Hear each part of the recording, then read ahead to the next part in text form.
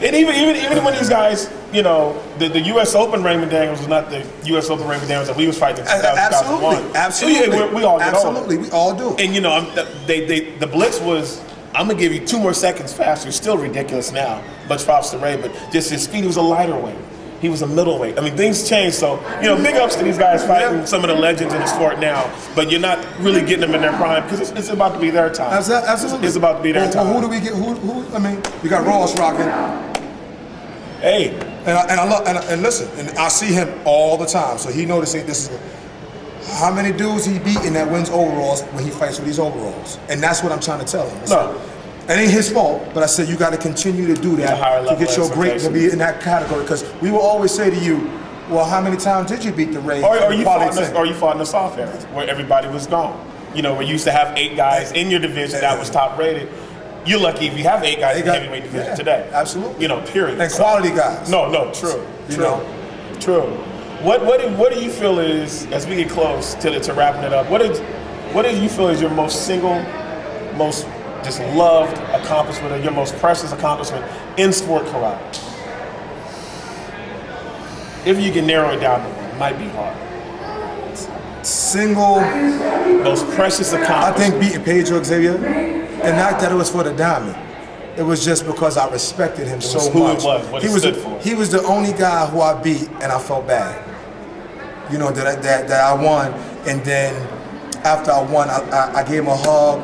I wasn't even happy over the diamond. Like, I just gave him a hug, and I was like, dang, man, like, not you, man. Like, you know. You a legend. Yeah. And that was the one guy that I could just say, if I had to say that was just a moment I could always have on my shelf, but the respect and admiration that I have and had for him to this day is just still, he's always in my top notch, always. Wow. Well, Pedro, big props again for the super fighter. Anything, now you got these shirts that are just hot like fire right now. Everybody's getting them. This one right here says, there are more grandmasters in New York than there are in Japan now. That's total Bushido. You got a whole bunch of them. They go after katas. Absolutely. They go after true martial arts. What is the movement with the shirts? I'm loving them, and if you ain't got one, you need to get one quick. Well, the movement is this.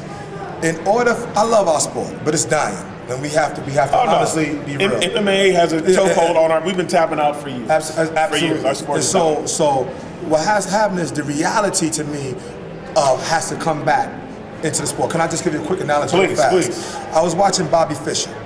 Real fast. Bobby Fischer, greatest chess player of all time at one time. Bobby Fischer won the world championship, walked away, and challenged a Russian champion. He didn't challenge the Russian champion, so they forfeited. Okay. Bobby Fischer came back 30 years later to go against the world champion.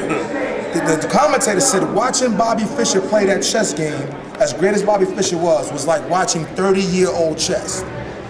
So I looked up on Google how to become a grandmaster. The common denominator to becoming a grandmaster in chess they said you have to study and you have to play.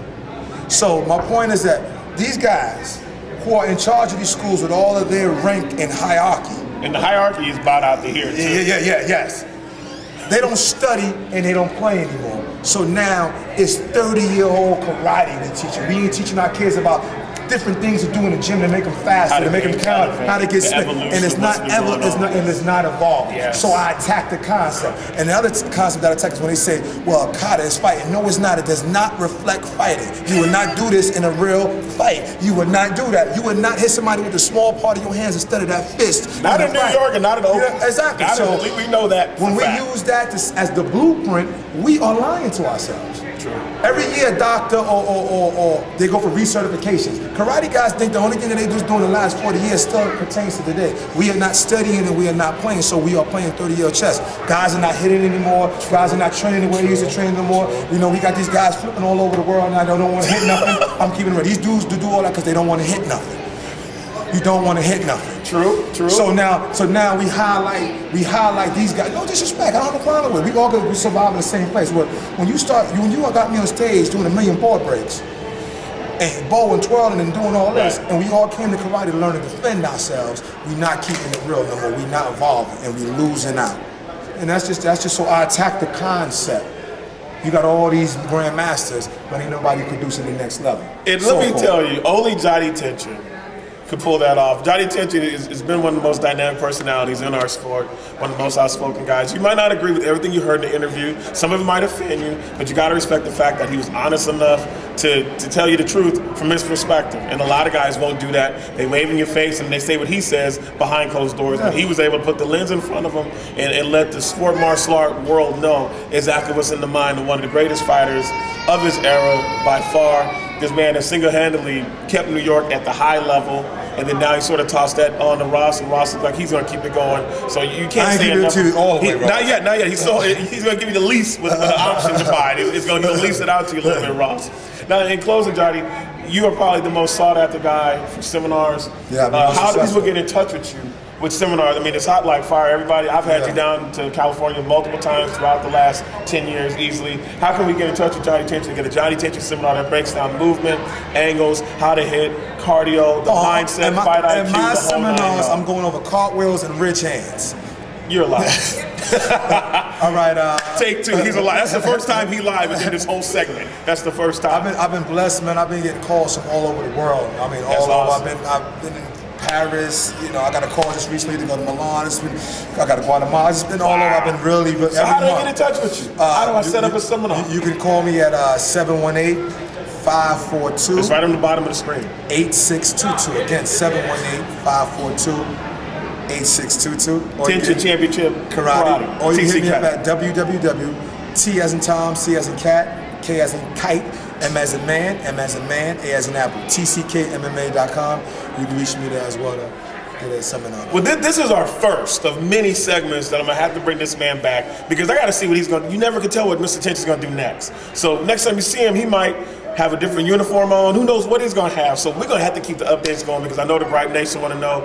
Mr. Tension, thank you for your brother, time. man, you know that.